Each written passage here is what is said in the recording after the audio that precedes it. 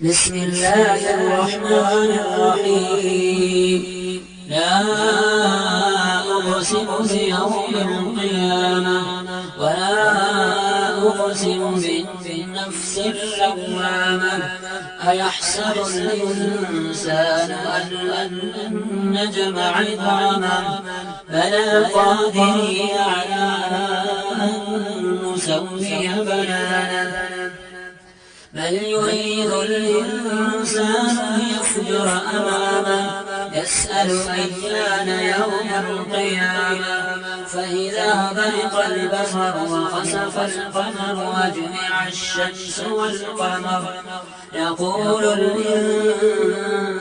يومئذ أين المفر كلا لا وزر إلى ربك يومئذ المستقر ينبأ الإنسان يومئذ بما قدم وأخر بل الإنسان على نفسه بصيرة ولو ألقى معاذيرا لا تحرك به لسانك لتعجل به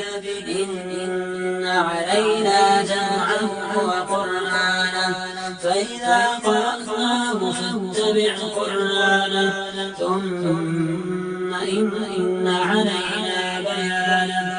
كلا بل تحبون العاجلة وتذرون الآخرة وجوه يومئذ ناظرة إلى ربها ناظرة ووجوه يومئذ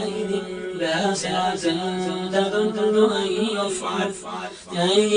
يفعل بها فاقرة كلا إذا بلغت التراقي وقيل من راق وظن أنه الفراق والتفت الساق بالساق إلى ربك يومئذ المساق فلا صدق ولا صلى ولكن كذب وتولى ثم ذهب إلى أهله يتمتع أولى لك فأولى ثم أولى لك فأولى أيحسب الإنسان أن يترك سدى ألم يك نطفة من مني يمنى ثم كان علقة فخلق فسوى فجعل منه الزوجين الذكر والأنثى أليس ذلك بقادر على أن يحيي الموتى